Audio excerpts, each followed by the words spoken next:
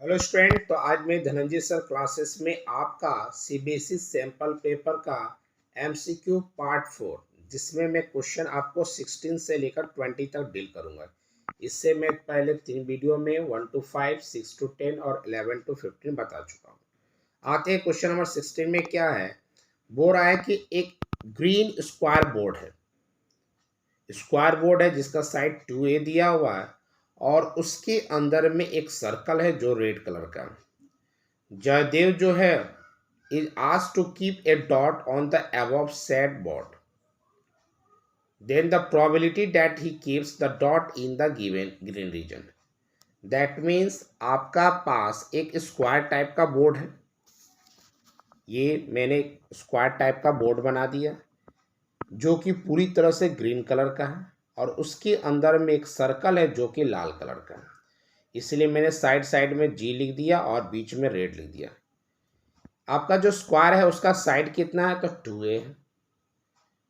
तो सबसे पहले आप ये देखिए कि अगर आपका डॉट गिर रहा किसके अंदर में, तो डॉट जो गिर रहा है जो ग्रीन कलर है, तो ग्रीन कलर क्या है, तो टोटल तो ग्रीन था लेकिन उस पर से हम लाल रंग का सर्कल साट दिए तो ग्रीन केवल हमारा यहाँ यहाँ यहाँ और यहाँ बचा। तो डैट मीन्स अगर स्क्वायर में से अगर सर्कल को माइनस कर देंगे तो ना ये एरिया बचेगा। तो एरिया ऑफ स्क्वायर क्या होता है, तो साइड स्क्वायर। तो साइड मेरा कितना है, तो 2a है। तो 2 का स्क्वायर 4 और a का a स्क्वायर, तो 4a स्क्वायर हो गया। सर्कल घटाएंगे तो 2a मेरा डायमीटर का काम करेगा ना, तो रेडियस क्या हो जाएगा a। तो एरिया ऑफ सर्कल क्या होता है, तो पाई आर स्क्वायर। तो r के जगह a लेंगे तो पाई a स्क्वायर हो गया। और टोटल मेरा भाग क्या है, तो सबसे बड़ा भाग सर्कल है कि स्क्वायर है, तो सर्कल स्क्वायर है। तो जो बड़ा भाग होता है उसको नीचे लिखते हैं। हमें निकालना क्या था, ग्रीन। तो स्क्वायर में से मैंने सर्कल माइनस कर दिया।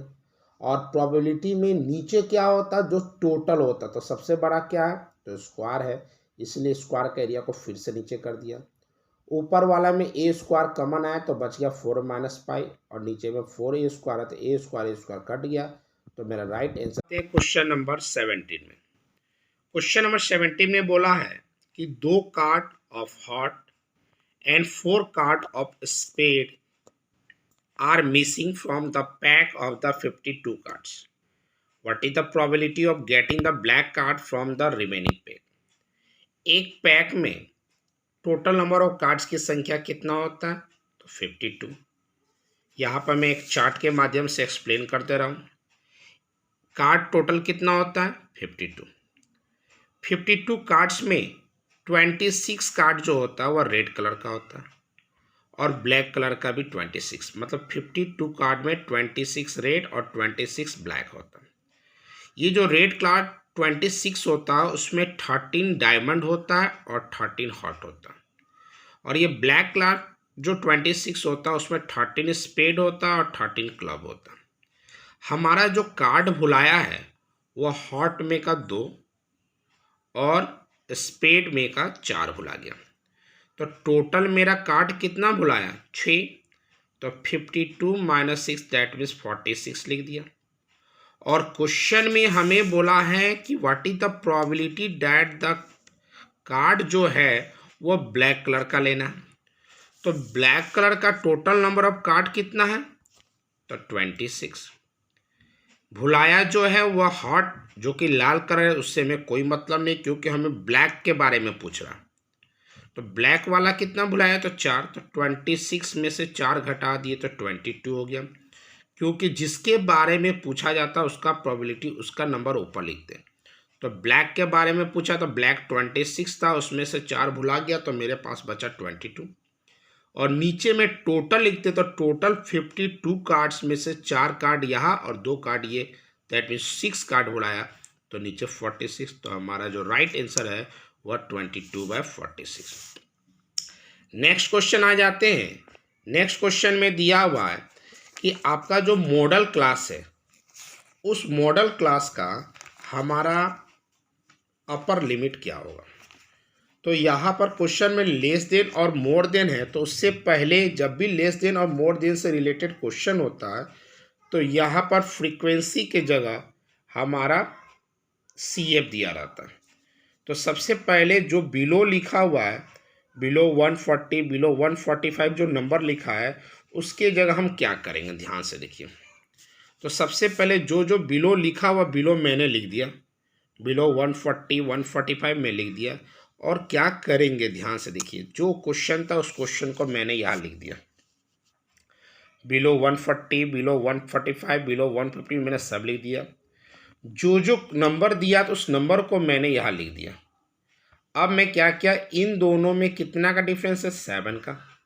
इन दोनों में कितना का डिफरेंस है, 18 का। इन दोनों में कितना डिफरेंस है, 11 का। इन दोनों में क्या मैं लिख दिया।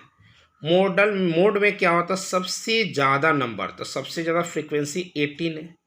तो ये 18 जो है वह किन दो घर में आता, तो 145 और 150 में आ रहा। ये हमारा मॉडल क्लास हो गया।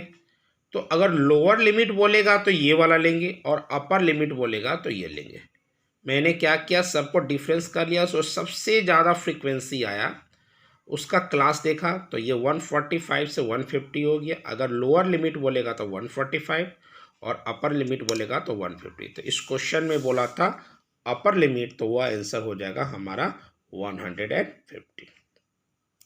अब दो क्वेश्चन जो है वह असर्शन और रीजन से रिलेटेड होता है। क्वेश्चन में दिया हुआ है कि ये सामने जो फिगर दिया हुआ, तो आप देख रहे हो कि कोन है और कोन के ऊपर में हेमिस्फीयर है, और बात कर रहा है टोटल सरफेस एरिया का। तो जैसा कि हम जानते हैं कि जॉइंट फिगर जब रहेगा, जब भी जॉइंट फिगर होता है तो अगर वॉल्यूम बोलेगा तो नीचे का भी वॉल्यूम निकालेंगे और ऊपर का भी वॉल्यूम निकाल कर जोड़ देंगे। ये कॉम्बिनेशन ऑफ फिगर का है। अगर वॉल्यूम का बात करेगा तो नीचे का भी वॉल्यूम निकालेंगे और ऊपर का भी वॉल्यूम निकाल के जोड़ देंगे। लेकिन जब एरिया का बात करेगा, टोटल सरफेस एरिया भी बोलेगा, तो जो भी ज्वाइंट फिगर है दोनों का कर्व सरफेस एरिया निकालेगा। यहाँ पर वही लिखा, असर्शन में लिखा है कि अगर इस टॉप का ये जो खिलौना है उसका अगर टोटल सरफेस एरिया निकालेंगे तो वह क्या होगा, तो curve surface area of the hemisphere और curve surface area of the cone, ये सही लिखा हुआ है। जब भी कॉम्बिनेशन ऑफ फिगर निकालते हैं टोटल बोलेगा, लेकिन ज्वाइंट फिगर जो भी रहता है दोनों का curve surface, that means assertion हमारा सही है। रीजन क्या बोल रहा है कि ये जो टॉप जो है वो फिक्स है, दोनों का प्लेन सरफेस मतलब हेमिस्फीयर का बेस और कोन का जो टॉप है वह एक दूसरे से अटैच हो गया। तो वही लिखा, top is obtained by fixing the plane surfaces of the hemisphere and the cone. That means reason भी सही है। दैट मीन्स इसमें असर्शन और रीजन दोनों सही है, और रीजन जो असर्शन को सही एक्सप्लेन कर रहा है, इसलिए इसका ऑप्शन नंबर ए जो है वो सही होगा। क्वेश्चन नंबर 20 में क्या बोल रहा है, ये एक आपका सीक्वेंस दिया है अरिथमेटिक प्रोग्रेशन का। तो पूछ रहा है क्या ये अरिथमेटिक है, तो A1 का वैल्यू -5 है, A2 का वैल्यू जो है वो 5/2 है।